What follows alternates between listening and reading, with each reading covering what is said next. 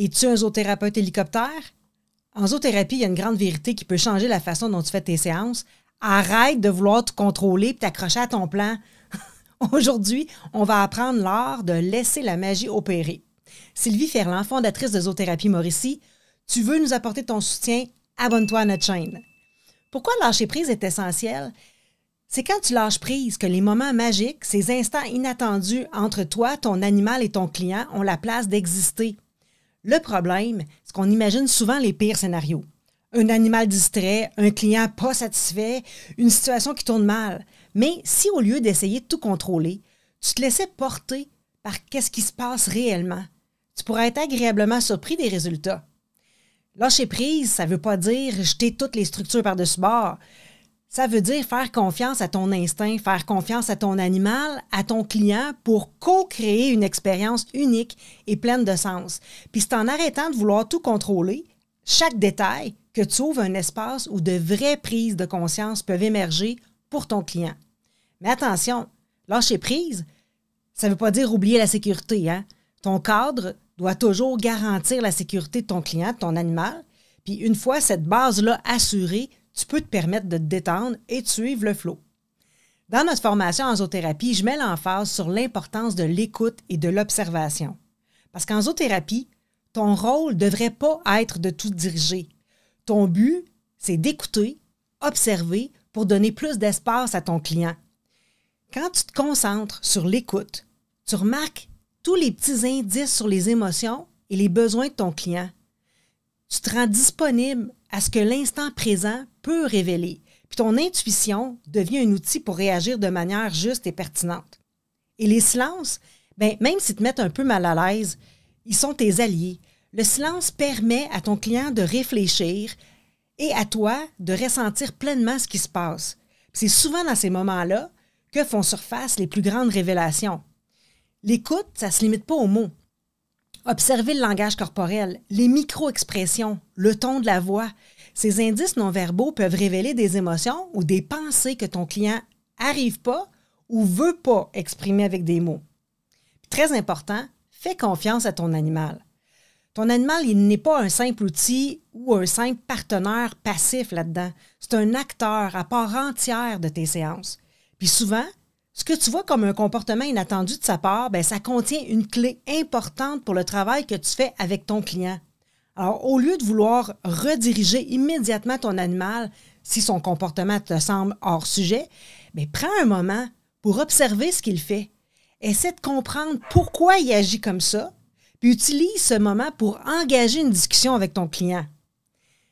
Un cheval qui recule, un chien qui se détourne, un chat qui grimpe soudainement sur les genoux d'un client, ce sont toutes des opportunités d'explorer ce qui se passe en profondeur. Les animaux vivent dans l'instant présent, sans filtre ni jugement. Fait que leurs réactions authentiques peuvent mettre en lumière des dynamiques internes chez ton client. Ton rôle à toi, valoriser ces moments inattendus puis de les utiliser pour enrichir l'intervention plutôt que de les voir comme des interruptions. Moi, je te dis qu'il y a de la magie dans les interactions spontanées. Quand tu permets à ton animal de s'exprimer, puis que tu es à l'écoute de ton client, des instants magiques peuvent se produire. Pas de la magie au sens propre, mais c'est ces moments où l'émotion, la connexion et la découverte se rencontrent. Des exemples? Un chien qui pose la tête sur les clients d'un ado anxieux, offrant un réconfort. Un cheval qui recule spontanément face à un client hésitant qui reflète une peur ou une retenue intérieure. Un oiseau qui se met à chanter au moment où le client partage un souvenir joyeux, puis ce qui vient amplifier son émotion. Ces interactions spontanées marquent profondément le client parce qu'elles sont vraies, naturelles et non fabriquées. Elles laissent une empreinte durable. Petite mise en garde? Attention au piège du zoothérapeute hélicoptère. As-tu déjà entendu parler des parents hélicoptères? Ces parents qui surveillent et contrôlent tout dans la vie de leurs enfants? Moi, en zoothérapie, je connais des zoothérapeutes hélicoptères. Le zoothérapeute hélicoptère, il intervient au moindre geste de l'animal ou du client. Il cherche à anticiper chaque interaction, à tout maîtriser. Il passe à côté des moments importants parce qu'il est trop concentré sur ses propres attentes. Pour éviter ça, apprends à être un observateur avant d'être un intervenant. Pose-toi cette question régulièrement. Est-ce que j'ai vraiment besoin d'intervenir ici? Puis si la réponse est non, bien, prends du recul puis laisse les choses se dérouler. Une intervention réussie, c'est pas quand ton plan se déroule parfaitement. C'est quand ton client vit une expérience enrichissante, ancrée dans l'authenticité. Pour ça, il faut laisser de l'espace, physique, émotionnel et mental. Accepter les silences parce qu'ils en disent long, souvent plus long que les mots. Faire confiance à toi-même, à ton animal et au processus. Puis en créant cet espace, tu permets à ton client d'explorer ses émotions, ses pensées en toute sécurité, tout en laissant l'interaction avec l'animal enrichir l'expérience. Chaque intervention est unique, fait que ce qui va fonctionner avec un client ne fonctionnera pas forcément avec un autre. C'est pour ça que rester flexible et à l'écoute, c'est si important.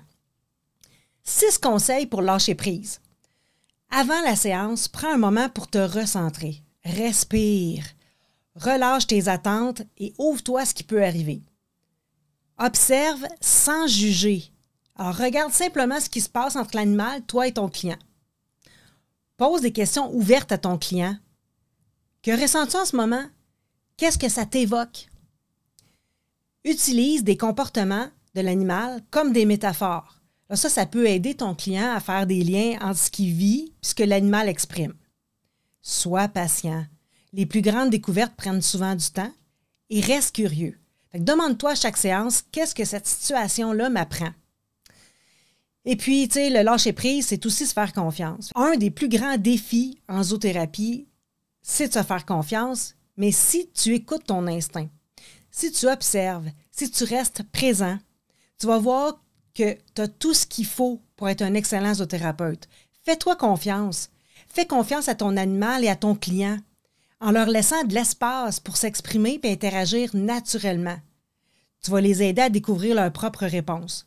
Pour terminer, lâcher prise, c'est une compétence précieuse en zoothérapie. Ça te permet d'arrêter de vouloir tout contrôler pour mieux laisser place à des moments magiques et authentiques. Fait que la prochaine fois que tu te sens tenté de tout gérer, prends donc une bonne respiration, prends du recul, puis laisse la spontanéité faire son travail. Tu risques d'être agréablement surpris de la puissance de ces moments spontanés. À la prochaine!